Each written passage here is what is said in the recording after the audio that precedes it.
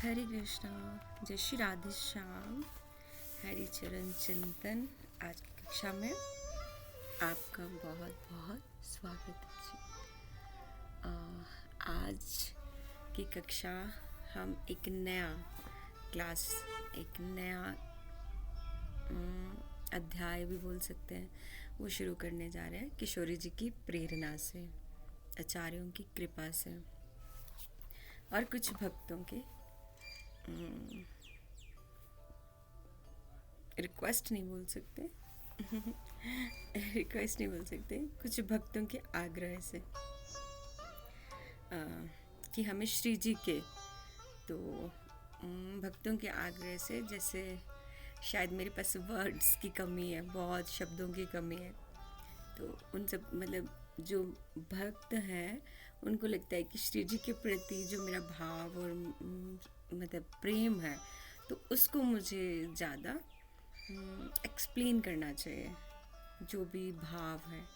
तो हमने भक्तमाल के शुरू किए हुए हैं और भगवद गीता भी, श्रीमद् भागवतम कभी कभी, जो भी जैसी जैसी प्रेरणा आती है, और कुछ हम सब के जो मनों के अंदर, दिल के अंदर कुछ भी चेष्टा होती है जानने के लिए, उसको हम आपस में डिस्कस करते हैं, क्योंकि मुझ में तो उतनी पात्रता नहीं है। तो आज हम उससे पहले तो फिर श्री जी से प्रार्थना करके जो भी मुझे संकेत मिले, तो उस संकेत को ही हम आगे लेके जाते हैं। आज हरि चरण चिंतन में श्री राधा रानी जी पे, श्री राधा रानी जी की लीला और महिमा, उनके ऊपर हम अब वीक में, वंस अ वीक हम चर्चा करेंगे, एक दूसरे के साथ मिलके जानने की कोशिश करेंगे। तो अभी हमने क्या जाना? संकेत। तो अभी हम संकेत के ऊपर ही जानेंगे कि संकेत क्या है। उससे पहले हम माता पिता को प्रणाम, गुरुदेव के चरणों में प्रणाम, आचार्यों के चरणों में प्रणाम, ताकि हम इस अपनी यात्रा को, श्री राधा रानी की महिमा और लीला, वैसे तो राधा कृष्ण है, उनकी लीला चिंतन है, लेकिन अभी हम श्री जी की लीला और महिमा को जानेंगे, उसमें हम एक प्रयास करेंगे और श्री जी से प्रे करते हुए कि श्री जी हम पे कृपा कीजिएगा, ताकि हम आपके रूप, गुण, लीला, महिमा को बहुत सुंदर सुंदर वे में गा सके, उच्चारण कर सके, ताकि सबके कानों में श्रवण हो श्री जी का नाम, श्री जी की लीला, श्री जी की महिमा, कि हमारी श्री जी है क्या और हमारी श्री जी कितनी कृपामयी है, कितनी मर्सीफुल है, तो उसके बारे में। तो उसको स्टार्ट करने से पहले क्या करना है हमें? जल्दी से माता पिता को प्रणाम, गुरु के चरणों में प्रणाम। ओम ज्ञानम तिमिरन्धस्य ज्ञानांजन शलाकया चक्षुरुन्मीलितं येन तस्मै श्री गुरुवे नमः। गुरुवे गौरचंद्राय राधिकाय तदालय कृष्णाय कृष्ण भक्ताय तद्भक्ताय नमो नमः। श्री जी को प्रणाम। तप्त कांचन गौरांगी श्री राधे वृंदावनेश्वरी वृषभानु सुते देवी प्रणमामि हरि प्रिय। अगर मुझसे कुछ भी अपराध बने, वैसे बहुत बनते हैं, तो प्लीज़ मुझे क्षमा कर दीजिएगा। वांछा कल्पतरुभ्यश्च कृपा सिंधु भैव पतितानां पावनेभ्यो वैष्णवेभ्यो नमो नमः। तो आज की मुझे बहुत खुशी हो रही है, आज की ये कक्षा, क्योंकि श्री जी की महिमा, श्री जी का गुणगान करने के लिए मुझे आप सब ने चुना और मुझसे आग्रह किया कि प्लीज़ आप ये भाव ज़रूर हम सबसे शेयर कीजिए। तो और हमने सबसे पहले क्या जाना? संकेत। अब इसको हाईलाइट करते हैं। संकेत क्या है? संकेत, श्री जो संकेत है उसमें राधा कृष्ण का प्रथम मिलन हुआ था। ऐसे हम जानते हैं कि बहुत सारे रास लीला होते हैं निधिवन में, श्री निधिवन राज, सेवा कुंज, और आज जो हम लोई बाज़ार देखते हैं, पहले ये सारा एक ही था। सेवा कुंज और निधिवन का पूरा ये एक ही पार्ट था।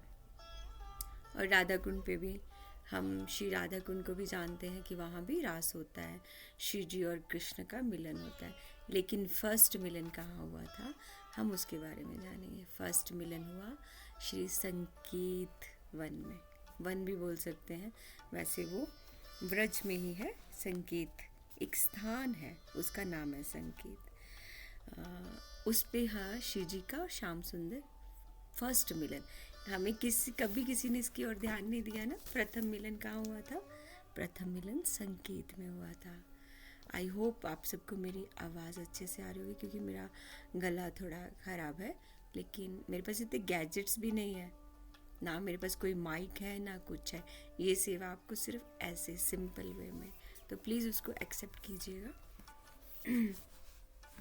ब्रज में एक संकेत नाम का स्थान है, ठीक है। अब इस लीला को आंखों के आगे स्मरण कीजिए, कानों से सुनिए, आइज़ बंद कीजिए और आंखों के सामने बिल्कुल वो लीला को एज इट इज़ इमेजिन कीजिए।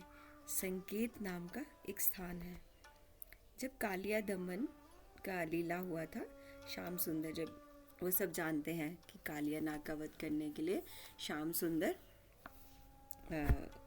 जब काली देह में प्रवेश कर गए थे ना, तो कालिया का मतलब वध करना था, यमुना जी के ओर चल दिए थे। तो फिर जब सब व्रजवासी आ गए कि श्याम सुंदर तो अंदर चले गए, अभी नहीं आए, तो श्री जी भी आए थे वहाँ पे। तो जब श्री कृष्ण छोटे थे, तो कालिया का जब मतलब यमुना जी से उनका पूरा जो भी उनका जो आक्रांत रूप चल रहा था वो सब मिटा के, और कालिया के फन के ऊपर ही नृत्य करते हुए जब ऊपर आ रहे थे, तो सारे व्रजवासी थे उनका वेलकम कर रहे थे।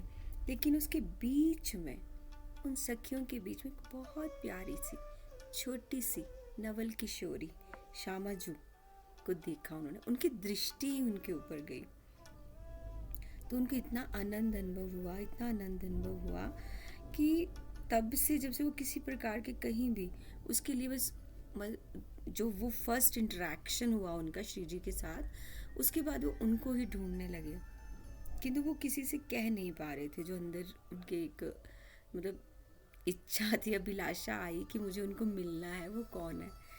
तो फिर उनके मतलब बहुत परेशानी में थे और किसी को कह नहीं पा रहे थे। तो एक दिन क्या हुआ, उनका जो मित्र है, कौन है मित्र वो सब जानते हैं, उनके रियल मित्र सुदामा तो है ही है, सुबल। तो सुबल ने उनसे पूछा कि हे सखा, ऐसा क्या हुआ है, तुम इतनी चिंता में लग रहे हो, जो असली कारण है कृपा करके मुझे बताओ, और जिस भी वस्तु के लिए तुम व्याकुल हो और चिंता कर रहे हो, मैं तुम्हें वो ला के दूंगा कैसे भी करके। तो श्री कृष्ण ने उनको बताया, अपनी व्याकुलता का कारण बताया कि ठीक है मैं तुम्हें बताता हूँ। तो उन्होंने बताया कि जब ना मैं कालिया नाग का दमन कर रहा था, तो उस दिन वहाँ पे व्रज सुंदरियों के बीच में एक नवल किशोरी, बहुत सुंदर सी, बहुत मतलब लेकिन असाधारण रूप की किशोरी को देखा। उसका सौंदर्य सद्गुणों की तुलना में किसी से नहीं कर सकता। तो उसकी जो मुस्कुराने की अदा और तिरछी आँखों की जो दृष्टि है, वो दृष्टि ने मेरा दिल चुरा लिया। तो अब मेरे अंदर प्रेम को जागृत कर दिया। कितना स्वीट है ना, मेरे अंदर प्रेम जागृत कर दिया। श्री जी की वो दृष्टि ने उनके अंदर प्रेम जागृत कर दिया। तो उन्होंने बोला कि अब उसको बिना पाए मैं अपने आप को स्थिर नहीं रख पा रहा हूँ, बस अब मेरी एक ही इच्छा है, उस व्रज सुंदरी नवल किशोरी का दर्शन करना है, उसको मिलना है।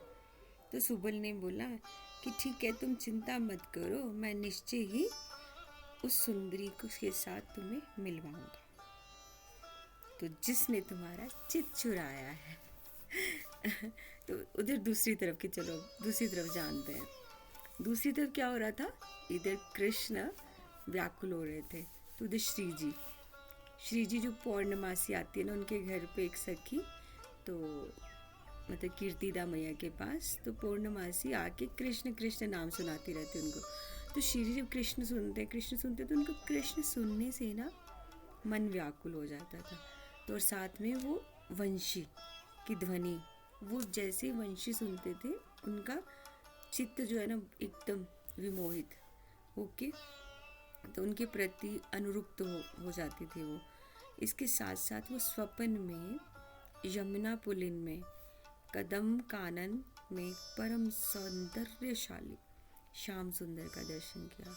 स्वप्न में किया, एक श्याम वर्ण का और कदम्ब के पास, तो ऐसे उन्होंने दर्शन किया। उस समय श्याम सुंदर के दर्शन से वह अपनी सारी सहन शक्ति और धैर्य सब खो दिया।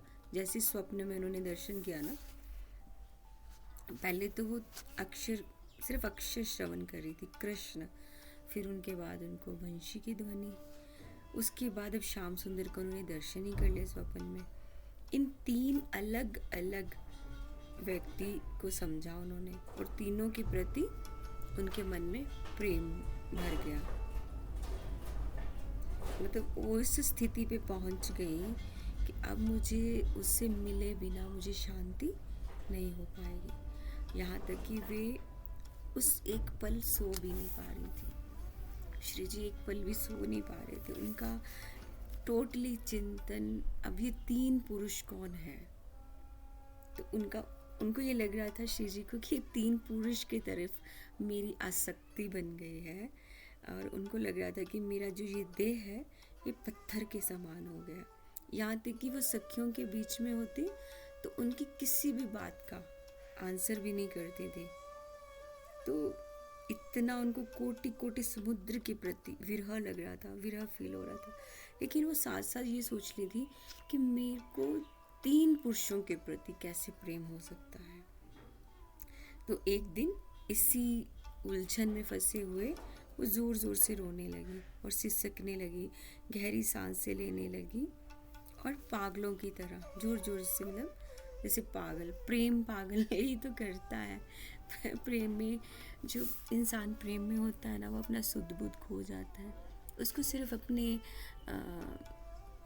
मतलब अपने लव वन प्रेमी का ही दर्शन, जैसे हम भगवान से प्रेम करते हैं तो हमें श्री जी से, मुझे श्री जी से प्रेम है तो श्री जी के दर्शन, श्री जी को निहारना एकटक, उनके चरणों का दर्शन, उसी में ही एक सब प्रकार की एक होती ना कंप्लीट सा महसूस करता है इंसान।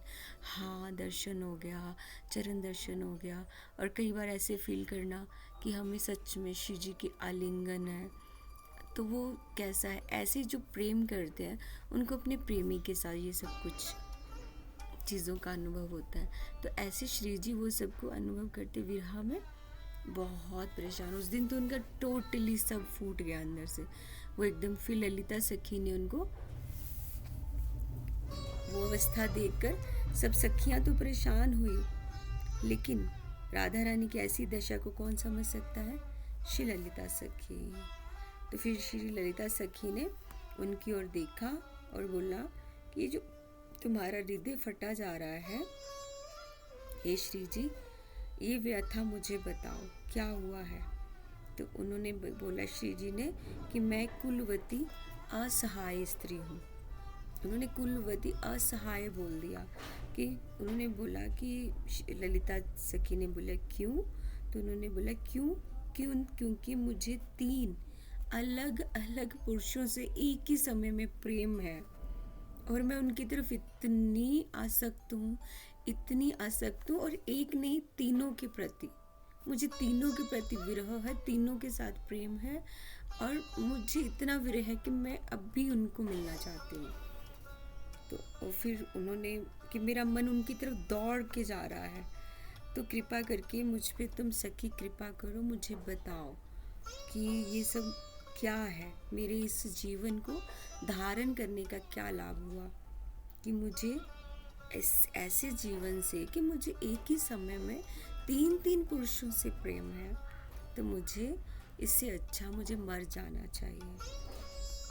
तो ललिता सखी बोले, सखी मुझे पहले बताओ वो 3 पुरुष कौन कौन है, उन्होंने किस प्रकार तुम्हारे मन का हरण किया कि तुम आज इस स्थिति में हो कि तुम मतलब फूट फूट के रो रहे हो और विरह में पागल हो, तो मुझे बताओ। तो श्री जी ने उत्तर दिया कि एक तो कृष्ण नाम का व्यक्ति है, जब से मैंने उसका नाम सुना कृष्ण, वो मेरे हृदय में प्रवेश कर गया।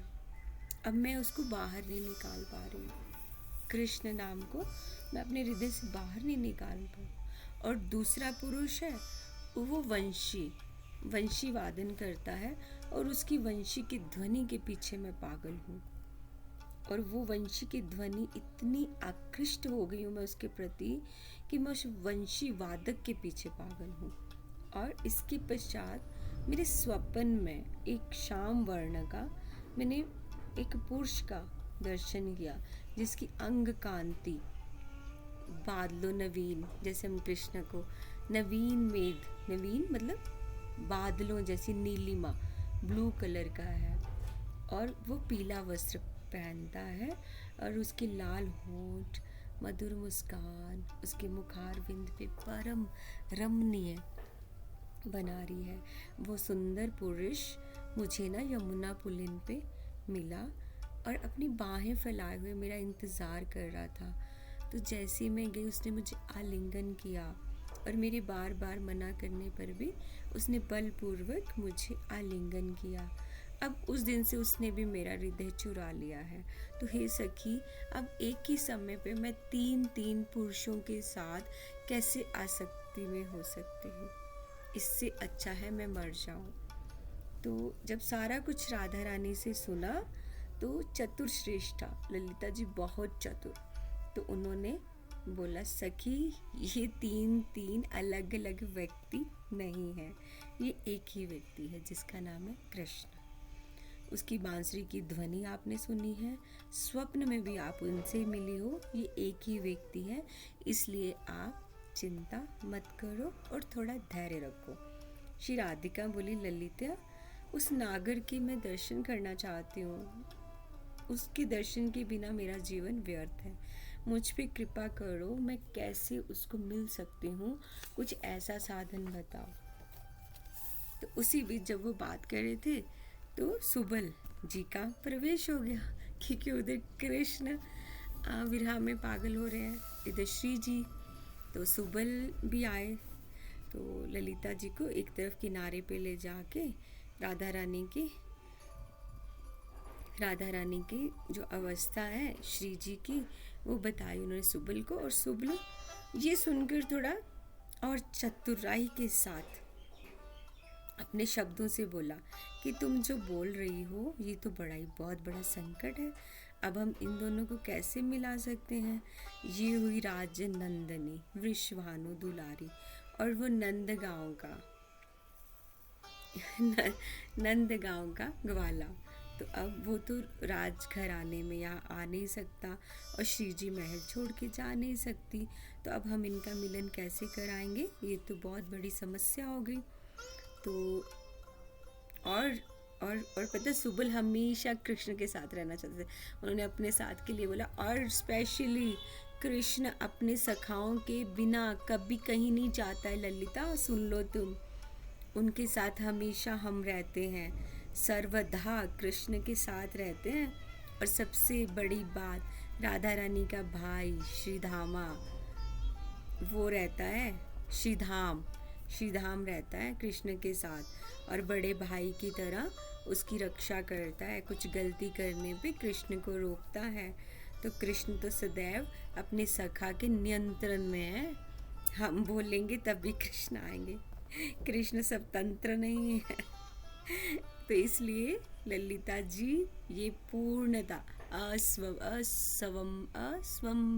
असंभव है, इम्पॉसिबल है, असंभव इम्पॉसिबल है। सो सबल की बात सुनकर ललिता बोली, ठीक है, तो ऐसा करते हैं, तुम ना एक कार्य करोगे तो मेरी बात मानो तो ये मिलना संभव हो जाएगा। तो एक ना बिल्कुल एकांत स्थान है, मैं तुम्हें बता रही हूँ, तो वो बहुत ही उपयुक्त है, बहुत अच्छा वाला है, वरसाना से उत्तर की ओर, नंदगांव से दक्षिण की ओर, उसका नाम है संकेत। अब आपको पता चला मैंने स्टार्टिंग में संकेत क्यों बोला?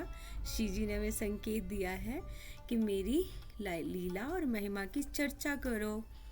तो ये श्री जी की राधा रानी देवी दासी, उनकी दासी, इसलिए ये चैप्टर को स्टार्ट कर रही है। तो हमने संकेत क्यों? क्योंकि संकेत नामक स्थान पे फर्स्ट टाइम हमारे प्रिया प्रियतम एक दूसरे को मिले थे। तो वहाँ संकेत नाम का स्थान है, तो तुम कृष्ण को ले आना, मैं राधा को, श्री राधा रानी को वहाँ लेकर आऊँगी और परस्पर उनको मिला देंगे। और जो उनके मन में विरह का वो चल रहा है वो शांत होगा।